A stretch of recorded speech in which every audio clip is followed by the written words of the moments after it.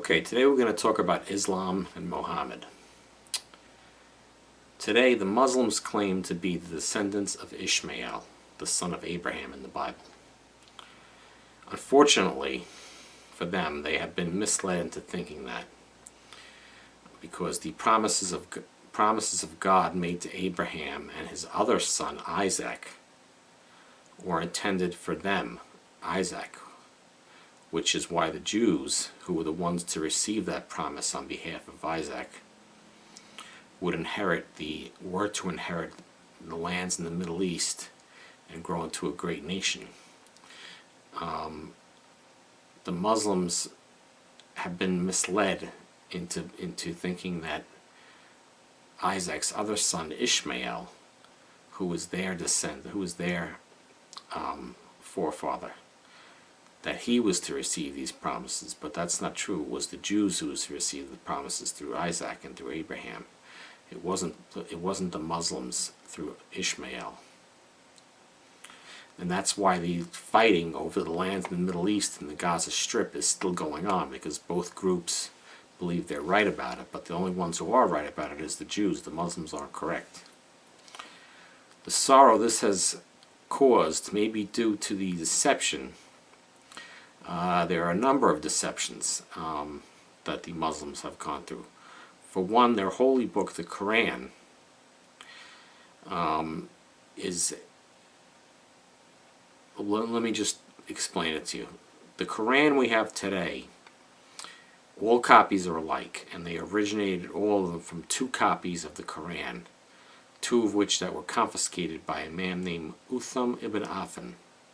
The Koran is very, very unreliable, since these copies were not obtained until 20 to 30 years after Muhammad's death. At that time there was a Muslim war going on, and Uthman ordered that all copies of the Koran be brought to him for preservation. Instead of preserving them, he went through them all, and he burned hundreds of, if not thousands, of copies of the Koran, except for the two which agreed with his political aspirations and would propel him forth in his political and religious goals. So we only have those two copies. And Muhammad he wasn't alive when this happened, so he wasn't around to verify these copies or see them or agree with Uthman's judgment. So right from the start, the whole authenticity of the Quran is questionable at best. At best. In 1972, the Yemeni texts from Yemen were found and are thought to be the oldest texts of the Quran available now that we have, because they're only 15 years after Muhammad's death. They differ greatly than the Quran we have now.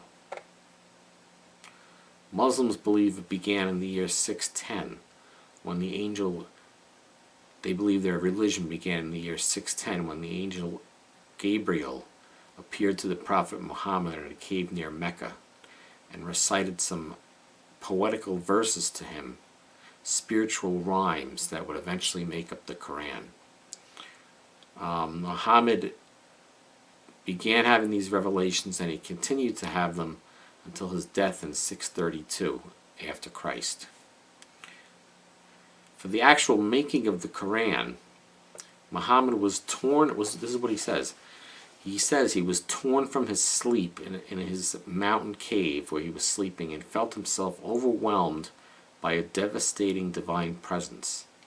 Later he explained this experience by saying that the angel Gabriel, the same angel who told Mary she was going to have Jesus, had enveloped him in a terrifying embrace, so that it felt as though the breath of his body was going to be forced out of him. He also stated that not once had he received a vision in all those years when he did not feel like a piece of his soul was being ripped from him. At one point, the angel is said to have strangled Muhammad to make him speak. You see, in Christianity, we know this is not something angels do to us.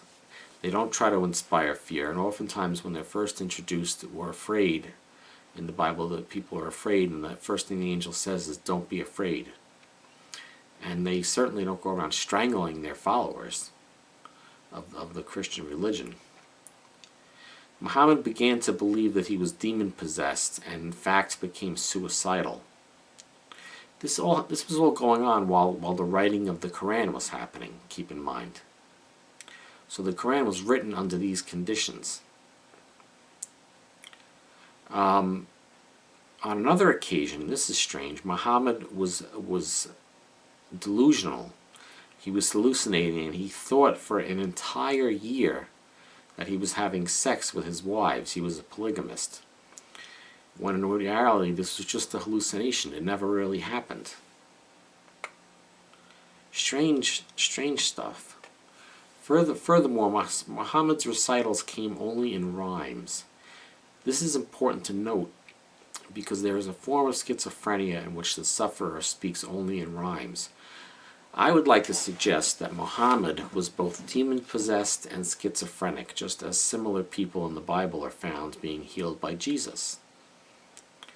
This speaking in rhyme among schizophrenics is known as clanging, as in a cymbal clang. If you want to Google it, look it up, look a little more into it. The biggest problem with Islam and with the Bible, with the Quran, is they believe in the Bible, but they believe that parts of it are false. You see, the Quran is a lot like the Bible, and it offers a lot of the same comforts, the same, it offers a heaven, it makes a lot of statements of peace and things like this. And they have the Bible as well as a holy book, except for parts of it which they don't believe. And the problem is, the main part that they don't believe is that they believe that when Jesus was about to be crucified, his body was switched with that of Judas Iscariot, who killed him, who turned him in to be killed. And this is why this is so important, is because if Muslims convert people here in America over to Islam, which that will happen, and they themselves remain converted, they are unsaved. They can't go to heaven. And the reason is because in order to get to heaven, you have to accept the new covenant, the new contract, the new agreement with Jesus, which is that when he died on the cross, just prior to that, God turned him into all the sins of humanity. He became the sin of all mankind. He actually physically became sin, so that when he died on the cross, your sin and my sin died along with him. Do you see? And then now we're sin-free and we get to go to heaven. Not only that, but when he was raised in his resurrection body, and having done all the good works and leading the sinless life that he did on earth, believers get credit for that also. And then we're ready to go to heaven and meet with God. This can't happen in Muslim, Buddhism, Shintoism, any other religion, because no other God has died for the sins of their people. So that is the greatest problem that we're going to have with the Quran and with people believing in it.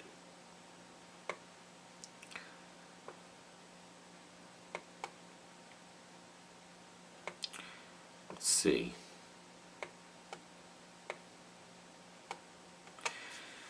So what we can see from all this is that Muslims are spiritually ill. It's sad. And we shouldn't treat them with hatred. Of course not. If you came across a person with a physical illness such as breast cancer, would you treat them with hatred, or would Jesus have you tend to that person? What about the Good Samaritan? All right, Samaritans are Muslims. They became Muslims. And it was the Samaritan, the enemy of the Jew, that went and helped the Jew on the side of the road. We can't hate these people. These people are God's children. And God loves them and wants them to be in heaven with them. He doesn't want them to remain Muslim. He wants us to convert them into Christianity and show them the right way. You don't dissipate hate with hate. Hate plus hate equals two hates. the Muslim hate and the American hate if we hate them. Love plus hate often turns out to be just love. So what you should do is learn as much as you can about Islam and their Bible and their ways and their culture, so you can relate to them on their level if you feel you're being called to doing this. And learn more about your own religion. And try to convert them with love. Spread love. Remember what Jesus said, love your enemies. Don't hate them. Jesus never asked us to hate anyone. All his parables are about loving your enemies and turning the other cheek, this kind of thing. So I ask you to do that with Muslims also.